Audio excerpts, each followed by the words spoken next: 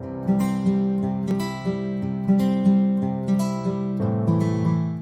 kids! Welcome to our online Sunday School, a Sunday school where we can virtually fellowship. Again, this is Teacher Gilbert T. Ambake Jr., your teacher for today. Kumusta kayong lahat?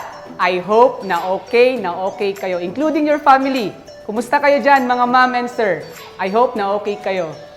And I hope na very happy kayo this time because today we are going to learn the Word of God. Are you all excited? Okay, very good. But before anything else, let's open this online Sunday School with a prayer.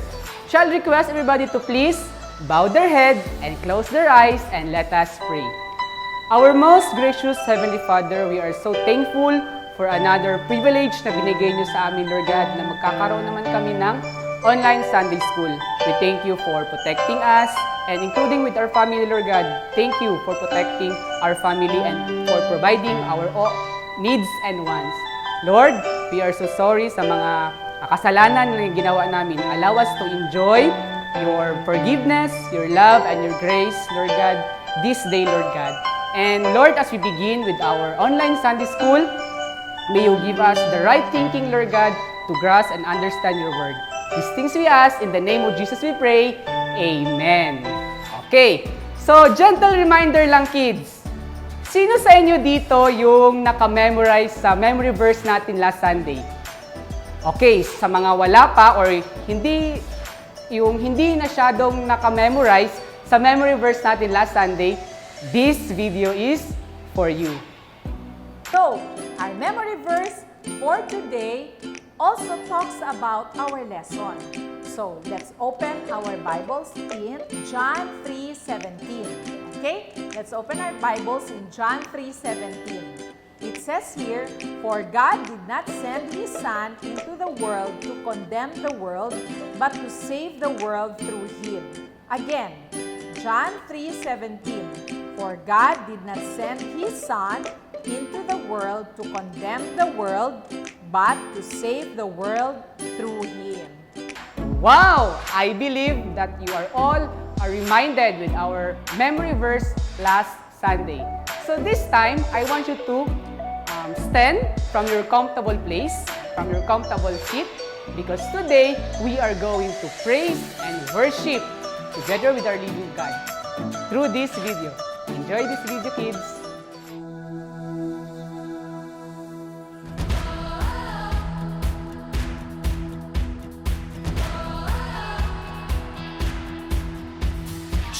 Jesus is the one who lights our way.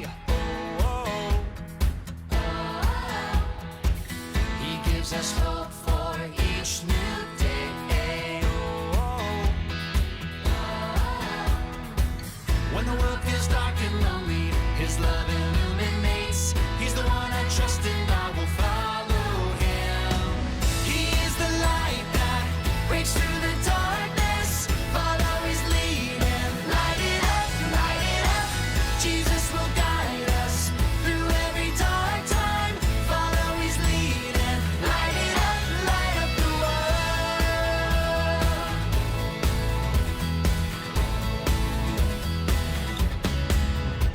Jesus is the one who lights our way. He gives us hope for each new day.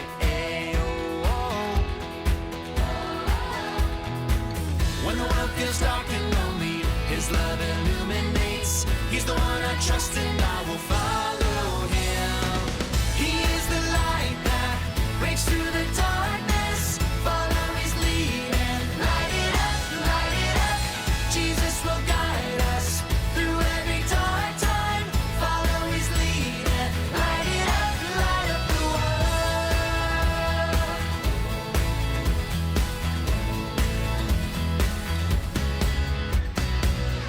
I'm gonna follow Jesus wherever He will lead me.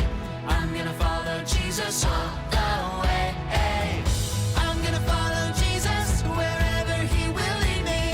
I'm gonna follow Jesus all the way. He is the light that breaks through the darkness. follow his lead and light it up, light it up. Jesus will guide us through every dark time. Follow his lead and light it up, light up the world. Light up the world. Light up the world.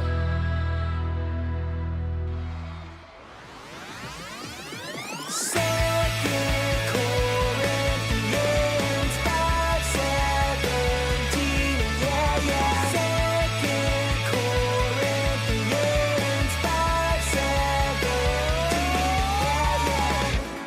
Therefore, if anyone is in Christ, he is a new creation. Therefore, if anyone is in Christ, he is a new creation. Therefore, if anyone is in Christ, he is a new creation. Therefore, if anyone is in Christ, he is a new creation.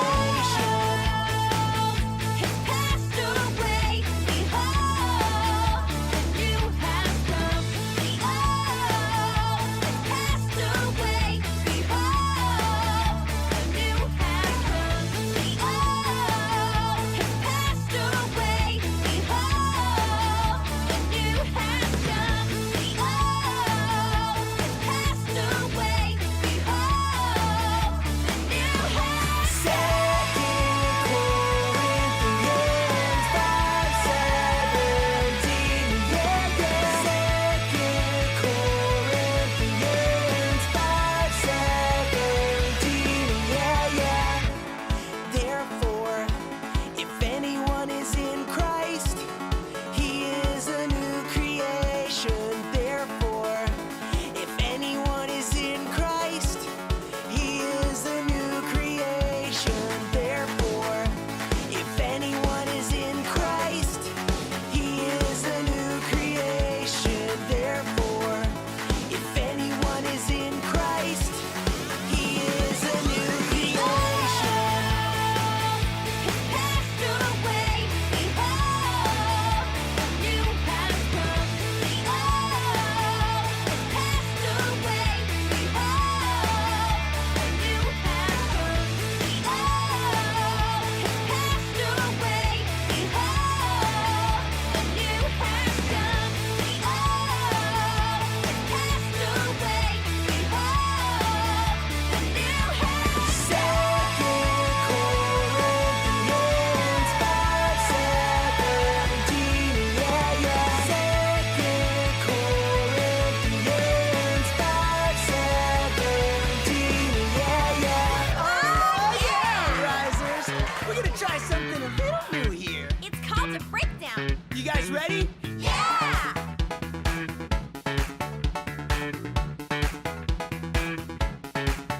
Whoa, snap, we're back again. It's the Risers and all of our friends. We need God's word like it's oxygen. So we open up our hearts and let the scriptures in. Yeah, yeah, that's what we're saying. Prayer and praise is what we're playing. Open up the word like there's no delaying. Book, chapter, verse, yeah!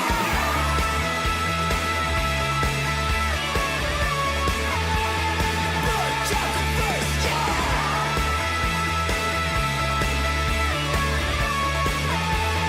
Book, chapter, verse, yeah! The old has passed away. Behold, the new has come. The old has passed away. Behold, the new has come. The old has passed away. Behold, the new has come. The old has passed away. Behold, the new has Second Corinthians 5:17, yeah, yeah. Second Corinthians 5:17, yeah, yeah, yeah.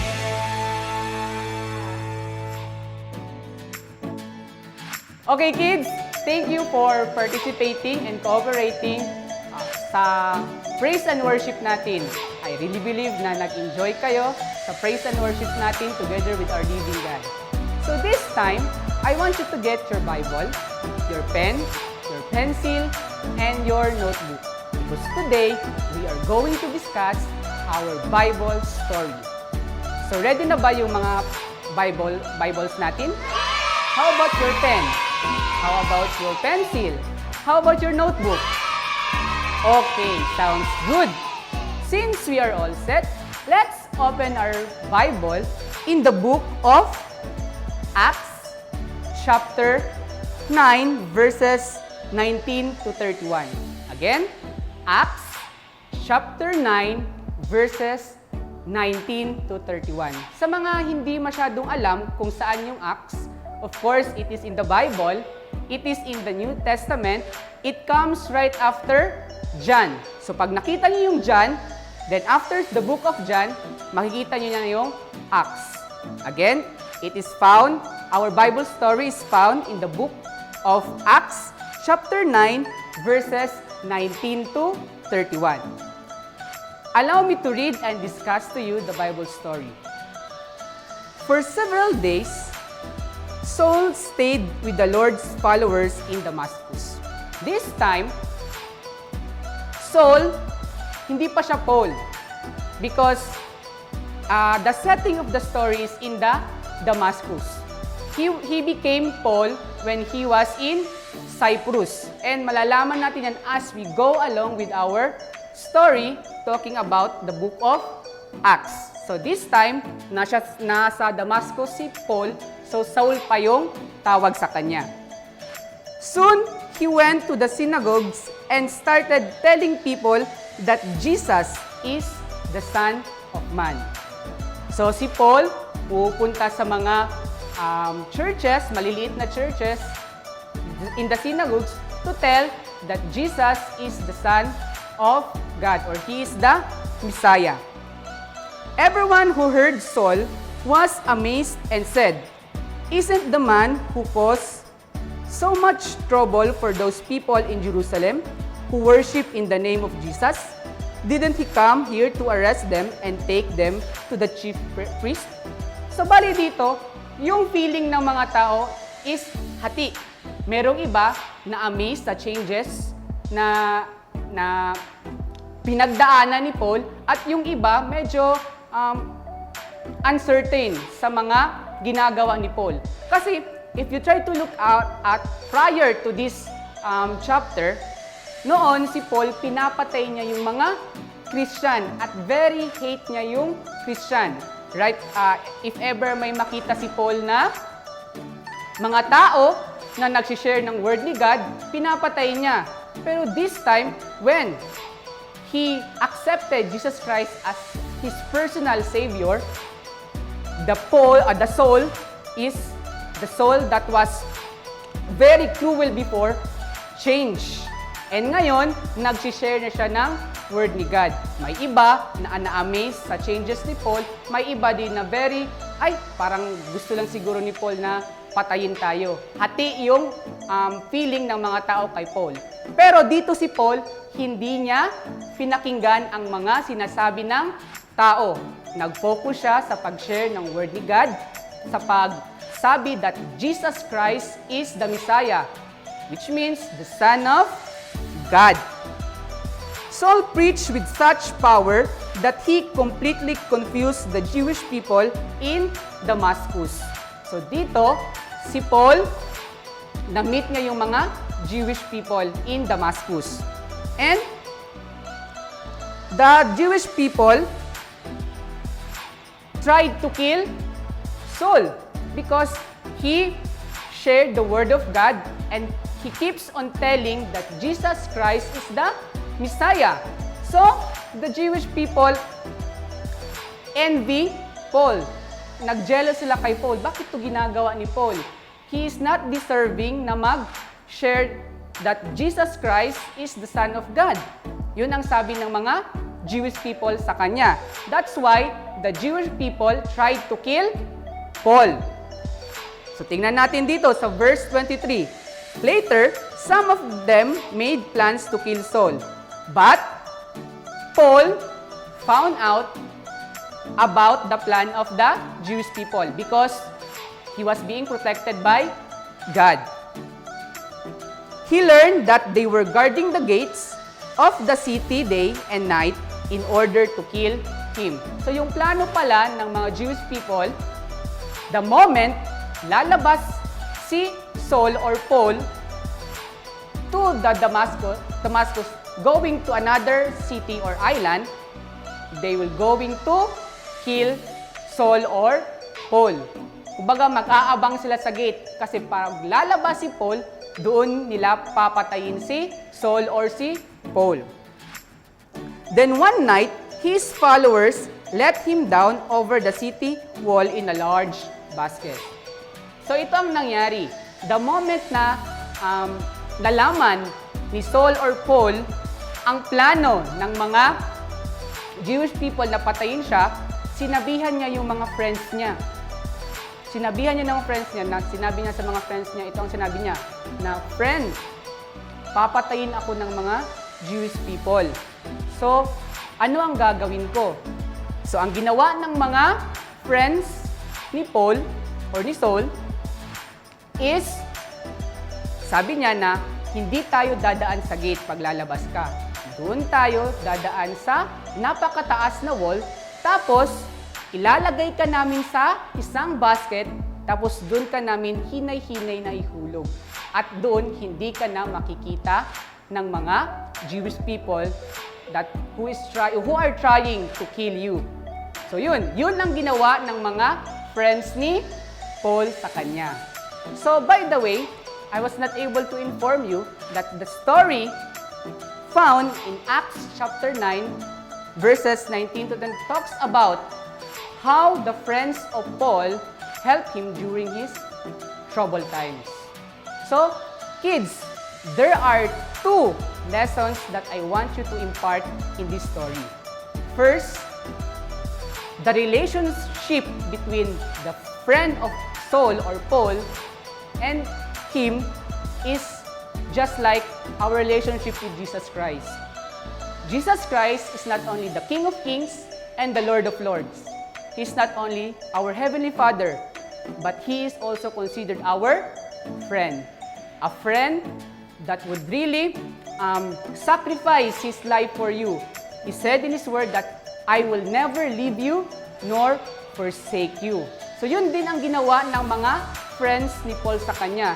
That during the sad time, the troubled time of Saul or Paul, hindi siya iniwan. So, same thing with Jesus Christ. Tutulungan niya tayo whenever we experience troubled times. Then, second, always remember this, a friend helps at all time. Again, a friend helps at all time. We all have that friends. Meron pa nga tayong mga best friend na kinukonsider. So, we should always help them during their sad time, hindi lang during happy times.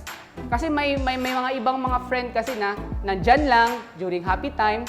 So, tayo as a Christian, as a Christian who believes to Jesus Christ, we should help our friend at all times, not from time to time. Now, question, Kuya, Sir, Teacher, paano kami makaka-help sa mga friend namin na pandemic ngayon, bawal lumabas? That's a good question. We all know na meron tayong mga gadget, meron tayong cellphone, and sa cellphone, meron tayong messenger. So, paano tayo makaka-help sa kanila? We can help them, kumustahin muna natin sila, and we can help them through prayer. We should pray for them. Anyway, wherever we are, the moment we are going to pray, God will going to listen to us. And if you ask na, Lord, help this friend of mine na nahihirapan, God will going to answer it. And you know what's the best help that you could ever offer to your friends, especially sa mga hindi pa nila kilala si Jesus Christ? Anong help na ma-offer mo sa kanya? This will be the best help that you could offer to your friend na who doesn't know or who do not know kung sino si Jesus Christ. Alam niyo anong gagawin niyo? Is to share your faith to them, to share who Jesus Christ in your life and to share who really Jesus Christ is. And by that, you help them. Very, very helpful siya para sa kanila. And this will lead us to our memory verse. Kasi the moment you are going to share the Word of God to your friend and they accepted Jesus Christ as their personal Savior, sinabi ng memory verse natin that can be found in the book of 2 Corinthians 5:17. Sinabi dito that therefore, if anyone is in Christ, he is a new creation. The old has gone and the new has come. Again, for our memory verse, 2 Corinthians 5:17. Therefore, if anyone, especially your friend, accepted Jesus Christ, he is a new creation. The old has gone, the new has come. It is found in 2 Corinthians 5:17. So always remember those two things that I have shared to you. First, Jesus Christ is our friend. And second, a friend helps at all times. And what is the best help that you could offer to your friend or friends that do not know who Jesus Christ is to share them. And this will lead us to our memory verse that can be found in 2 Corinthians 5:17. Ulitin ko, that therefore, if anyone is in Christ, he is a new creation. The old has gone and the new has come. So, enjoy the rest of the time, kids, and please continue to share your faith to your friend. That is the best help that you could offer to your friend and to your friends that do not know who Jesus Christ is. So kids, I hope na nag-enjoy kayo sa ating Bible story. And always remember na meron tayong worksheets and craft na i-answer ninyo. Meron tayong link na kung saan makikita na ninyo yung story natin and at the same time yung mga worksheets and crafts. And before we go to our closing prayer, I would like to say hi to Jaril D. Lagres. Hello. Kay Leyna Engera. Hello, Leyna. As well as kay Praise Stone Sotilio. Hi. Kay John Elijah Derepas Razon. Kay Zaiken.